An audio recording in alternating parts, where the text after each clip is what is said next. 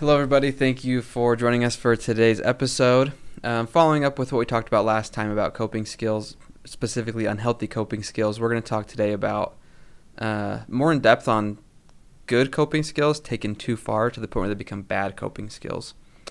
So, not necessarily the ones that start out unhealthy, like substances and McDonald's French fries, like we talked about, but the ones that we generally regard as like good, healthy things. Where taken to an extent that they are now problematic. Right. I think one thing people might not know about this is that there is a certain portion of the population that is actually more prone to having healthy things that then they take too far than the other portion of the population, right? So sometimes we say that these people might have some issues with almost over control, which I would apparently know nothing about, right? But in this situation, we learn how to do things that are healthy, and then we take them way too far, right? To the point that it's not healthy anymore. One of the things that I always share with my clients is this episode of My 600-Pound Life. And I don't know why I like reality shows, and this is one that I ran across. That's a good show. One time. And in it, there's this guy who gets to be 600 pounds eating oranges and chicken breasts, right? 600 pounds. And granted, I don't know if there was like some exaggeration in the story. It feels like there probably was for TV. Sure. But I mean, the principle is the same. An orange and a chicken breast, those have really great nutrients in them that can very much help your body. But if you're eating a whole truckload of oranges, it's actually not healthy for you anymore. There's tons of sugar in there, and there's so much acid that would just eat your digestive system. I wonder what the dentist would say. I don't know. I'll bet that is terrible for Or your what teeth. does an esophagus looks like? Right. I hadn't thought about that yet. Right. One orange is healthy. A truckload of oranges is not, right? So if we're going to talk about coping skills, things that can be healthy that are taken too far, what kinds of things are we talking about? Well, the one that I brought up a little bit earlier was exercise.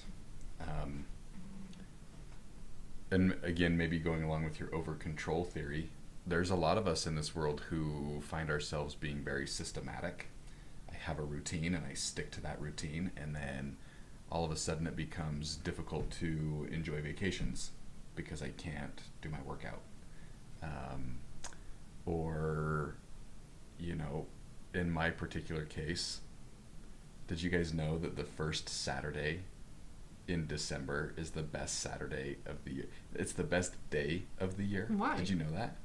The first Saturday in The December. first Saturday in December, that's like the most random thing. Yeah. Here's why.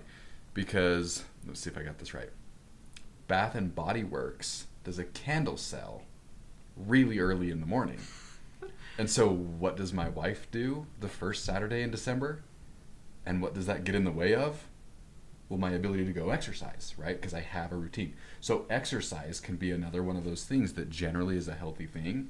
But if it gets taken too far because you can't take the first Saturday in December off once a year, that's a problem. So this Sure. is the best day because it's a forced day off for you? No, this is the best day for her, Oh. not the best day for me, right? Because then I have to give up my morning routine on a Saturday You and for I candles. You and I apparently feel differently about the gym. And Saturday mornings. Yeah, for sure. But it's just an example that goes to show, like, it's not even necessarily the exercise in this case as much as it is the routine, in my case. Now, in lots of cases, it's the exercise that's the problem, right? People end up finding themselves injured, or relationships dissolve because they won't take a day off so that their spouse can go get a candle, or people will avoid vacations potentially because they have to have a certain routine, right? Anyway, exercise is another one of those. Yeah, and how often do you see like body dysmorphic type disorders, right? Where I think we associate body dysmorphia with like typically people like losing so much weight and thinking they're still overweight and getting like unhealthily thin. But I think it goes the other way too, where people get so fixated on the gym that they like need to keep exercising to maintain a certain kind of physique that is unhealthy in the opposite direction. Right, it becomes obsessive, Yeah. right? It's no longer just a healthy coping skill or something you're doing to keep yourself healthy. It crosses that line into absolutely obsessive. It's taking too much time, isn't healthy anymore. Yeah. So exercise. In our last video, we talked a little bit about sleep, right? Mm-hmm. How sometimes we use sleep as a way to check out and not deal with things. Sleep is healthy for you, but taken too far can be problematic. One of the most important things you can do is get enough sleep. Right. Another one that we talked about a little bit is eating, right? Mm-hmm. So eating, again, is important for your body, and it can even be something that's helpful to soothe yourself, but taken too far, overeating can become a real issue. Mm-hmm. Yeah, I'm not opposed to some unhealthy treats. Those are my favorites. But it can't dominate your diet, right? It can't be a coping skill. It needs to be fit into your lifestyle in a healthy way. Right. Another one that we were talking a little bit about right before this, it has to do with religion and spirituality, right? So religion and spirituality, thoughts about this, behaviors around this can be really helpful and healthy, but it can be taken too far. So Yeah. what do you guys think about that? Like, how can that be taken too far? Well, there's like a actual diagnosis about this, right, called scrupulosity, which is like a fun word. I don't know why. I just like the word. But I think of like sometimes when I talk to clients who tend towards these kind of behaviors, one of the main things I see is like they really struggle to make, they struggle with a lot of like decision paralysis because they're waiting for some kind of sign or message from whatever they believe to like point them in the right direction, and so they end up not doing anything, and they'd be really stressed about making a choice that maybe isn't even like that big of a choice sometimes. Right. One thing that I have seen before is like the constant need to pray, right? Like, oh, and I have to pray, and I have to pray, and I have to pray every single minute, to the extent that like you're no longer actually functioning and making some of your own decisions and trying to listen to yourself. It's just like this constant need to connect to a higher being. And there is a line that gets crossed in there somewhere where that is no longer healthy. It's healthy at a certain point, but once we get to a certain extent, it's not healthy anymore. It's not helpful. It becomes obsessive. Two thoughts popped into my mind in regards to this. The first one would be if religion, I think I generally see this more with religion and not so much with spirituality, but if it plays a big role, there's a tendency to have lots of feelings of guilt and shame. And so none of us like those emotions, right? But it's like, I'm not meeting this expectation, and therefore I feel guilt and shame, which is never comfortable. The other piece would be, and I'd be curious about your guys' thoughts on this, judgment of others, or judgment of ourselves in comparison to others, which then of course contributes to its own mental health stuff. But those are another couple of things where I think it might teeter on the line of unhealthy guilt, shame, judgment, not necessarily that order. Yeah, well, I think this is probably an applicable rule for all of these coping skills, but talking about it just in the realm of religion or spirituality, like these all become problematic when you've lost the initial purpose of the activity, right? Physically exercising, like to stay healthy, getting enough sleep so that your body can function, eating enough food so you can function, those kind of things. Or even like praying so you can have a relationship with a higher power, or and feel peace. Yeah. Right? Right, you've lost the purpose of it because it becomes like, no, this is just a thing I have to do or else. And that's not like a peaceful place to be.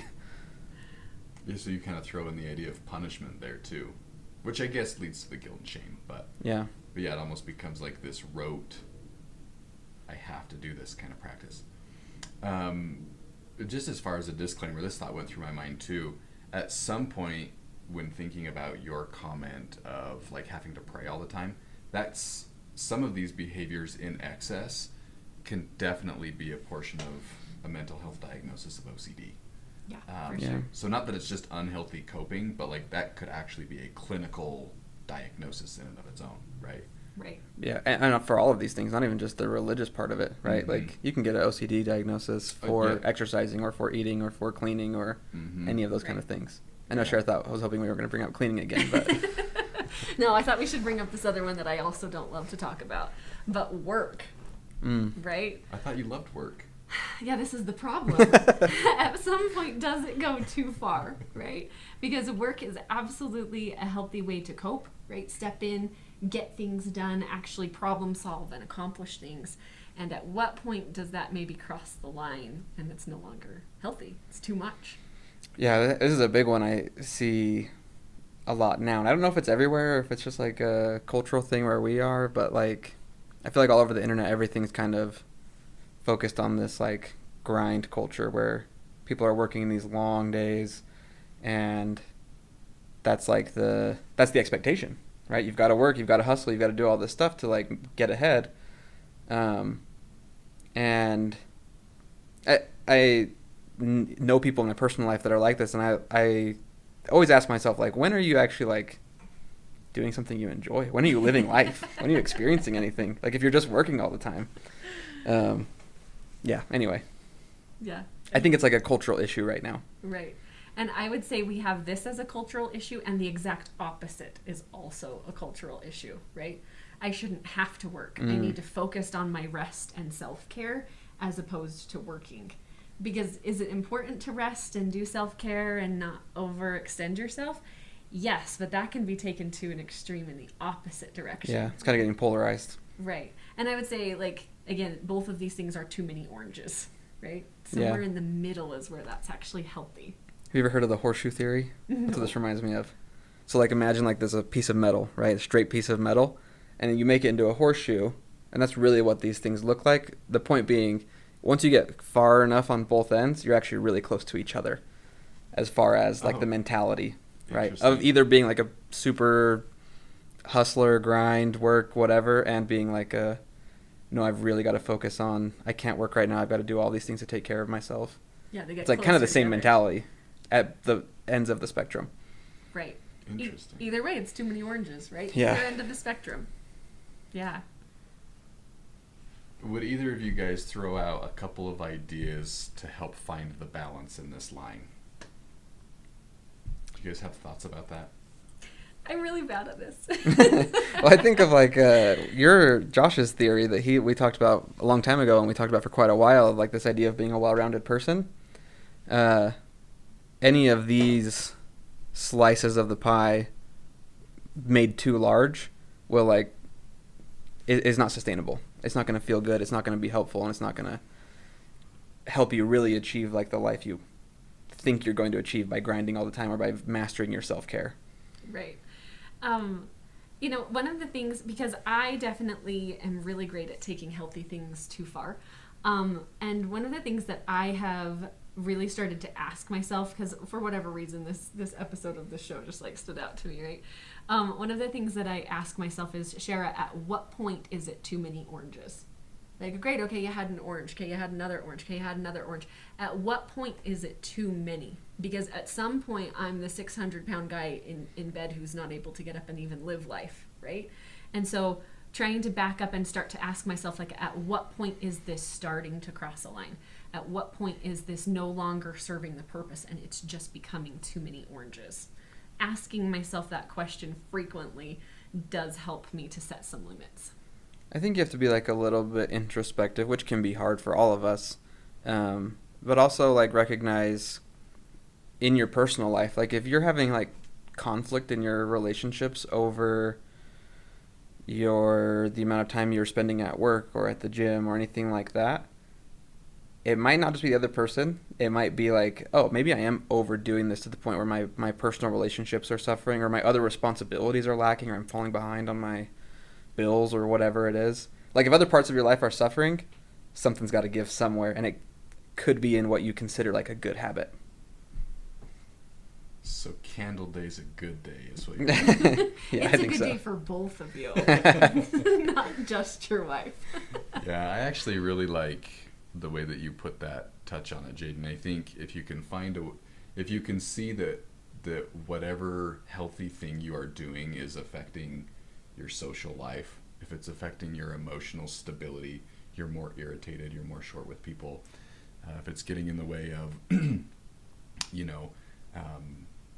one of the thoughts that I see a lot is, well, I deserve to treat myself because of X, Y, or Z, and so you whatever, right? If you start to see it affecting different areas of your life that are in that pie, that's probably a sign that like maybe we need to reevaluate the degree to which I'm doing this healthy thing. That's a good point. I like that. Yeah. Oh, Well thanks. said. Words of wisdom Thanks. from Jaden. Well, thank you everybody for joining us for today's video. Hopefully something was helpful for you. If you liked it, please like and subscribe, leave a comment. We'd love to talk to you guys or even get ideas for future videos. I think both of our videos this week are ideas from somebody's comments, so we appreciate those. So thanks for joining us, and we'll see you on the next episode. Thanks. See ya.